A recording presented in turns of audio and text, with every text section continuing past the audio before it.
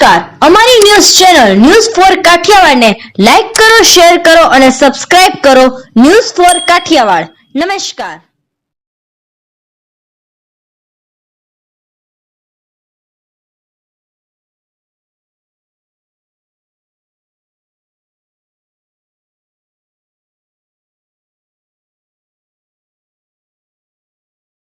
સાંપ્રત સંસ્થામાં દિવ્યાંગો માટે વિશિષ્ટ પ્રવૃત્તિનો પ્રારંભ.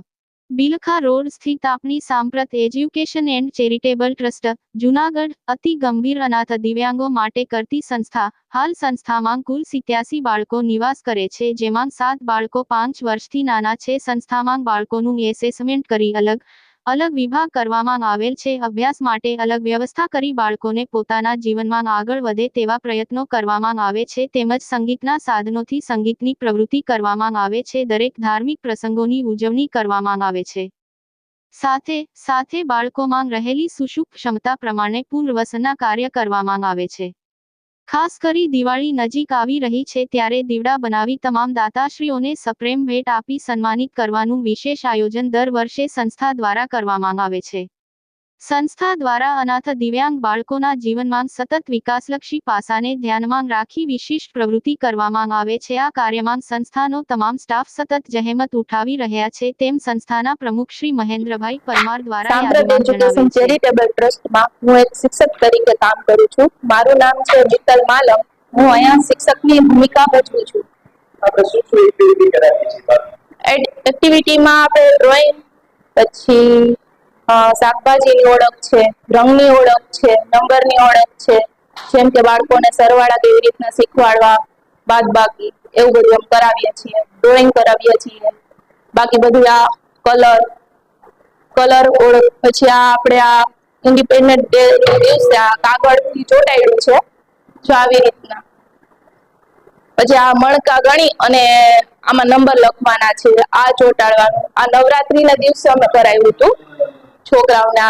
તો એ છોકરાઓને ફેસ્ટિવલની પણ ખબર પડે અને એક નવું જાણવા મળે. હાલો, આ જો પેપર કપ છે એમાં તો છે ને આપણા બાળકને આમ શીખવાડીએ છીએ પેપર કટિંગ કરીને સોરિયા હાલા ચોટાડતો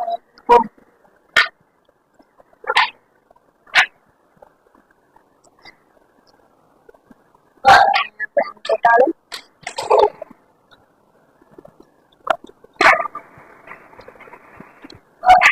કટિંગ કરી દઈએ પછી ચોટાડે ને એવું બધું બાળકો કરે છે. ચોટાડો અહીં પકડો.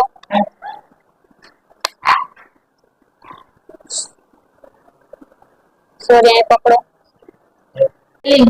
સ્પેલિંગ જોઈ અને કીબોર્ડમાં આપણે એના નંબર દબાવવાના. આમાંથી એને નોલેજ પણ મળે, સ્પેલિંગની નોલેજ અને કીબોર્ડની નોલેજ બંને મળે. પછી આવી રીતના આ કલરની ઓળખ અને આકારની ઓળખ, જો આવી રીતના આ કલર અને આકારની ઓળખ. કલર જોઈ અને એ જ ખાનામાં મૂકવાની. જો યસ કરતો આ કેસરી કલર ક્યાં આવે? અહીં આવે. મૂકો જી. હા. પછી બીજી રીતના આ કપ છે, આ નંબરના કપ છે. જેમ કે આમાં ગુજરાતી અને ઇંગ્લિશ બેના નંબર છે, તો ઈચ કપ ઉપર મૂકવાના, આમ ગોઠવવાના અને લાઇનસર આવી રીતના. જો ઝીલ કરશે, પછી સમજે તો ઝીલ આ ક્યાં નંબર ઉપર છે? જોજી, એક નંબર ગોતો, ખોલીને ગોતો. 2 નંબર, આ 1 નંબર અને 2 નંબર ઉપર મૂકો.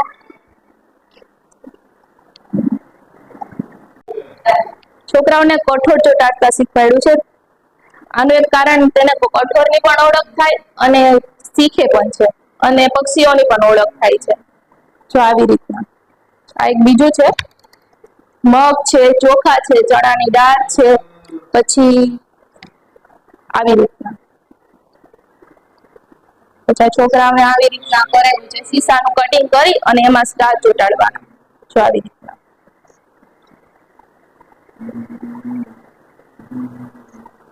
સાંપ્રત એજ્યુકેશન ચેરિટેબલ ટ્રસ્ટ જુનાગઢ. મારું નામ છે પરમાર કલ્પેશભાઈ છે. અમે દર વર્ષે દીવડા બનાવીએ છીએ ને દીવડા કઈ રીતે બનાવીએ છીએ, પેલા કોરો માટી છે નો દીવડો છે, પછી દીવડામાં કલર પૂરી અને મીલમાં ઓગાળીને અમારા દિવ્યાંગો બાળકો અને બનાવીને દર વર્ષે દીવડાને બાળકોને અમે આપીએ છીએ અને દરેક દાતાના સહયોગથી અને ભેટ આપીએ છીએ. એવી મારી નમ્ર વિનંતી. સાંપ્રત એજ્યુકેશન ચેરિટેબલ ટ્રસ્ટ આપણી સંસ્થામાં જે અલગ અલગ પ્રવૃત્તિ થાય છે એમાં ખાસ તો જે અત્યાર સુધી અનાથ દિવ્યાંગ બાળકો આવતા એને આપણે સાચવતા અને સાફ કરીને જમાડતા. જે આપણી સંસ્થામાં જે બાળકો આવે છે એ બધા બાળકો અનાથ અથવા સિંગલ વાલી વાળા હોય, પણ દિવસ જતા ધીમે ધીમે ફિઝિયોથેરાપીની કસરત કરતા કરતા હવે બાળકો કેમ પોતાના જીવનમાં આગળ વધે એવા અમારા સતત પ્રયત્નો છે. એમના ભાગરૂપે અત્યારે બાળકોને અમે ધીમે ધીમે શિક્ષણ તરફ આગળ વધારી રહ્યા છીએ. બાળકમાં જે કઈ ક્ષમતા રહેલી છે એમાં બાળક કઈ રીતે આગળ વધે, સંગીતમાં આગળ વધે, ભણવામાં કઈ રીતે આગળ વધે, એવા સતત પ્રયત્નોથી અમારા 4 શિક્ષકોને ટ્રેનિંગ આપી અને અત્યારે બાળકો અલગ અલગ પોતાના ક્ષેત્રમાં આગળ વધી રહ્યા છે. તેવા સતત અમારા પ્રયત્નો છે. હવેની પરિસ્થિતિમાં લગભગ ટૂંકા સમયમાં વધારે નાના બાળકો બહુ આવે છે, જેથી કરીને સમાજના એક કલંકિત સ્વરૂપ કહેવાય જે આ બાળક જન્મે એટલે ભારરૂપ છે. એટલે જે ડિવોર્સ છે, છૂટાછેડા લે છે પતિ પત્ની, અને પછી અનાથ બાળક થાય અથવા તો સિંગલ વાલી વાળું બાળક થાય અને CWC ના આદેશથી આખા ગુજરાતમાંથી આવા બાળકો આવે છે. એટલે નાના બાળકોની સંખ્યા પણ સતત વધતી જાય છે. અત્યારે 87 બાળકો છે.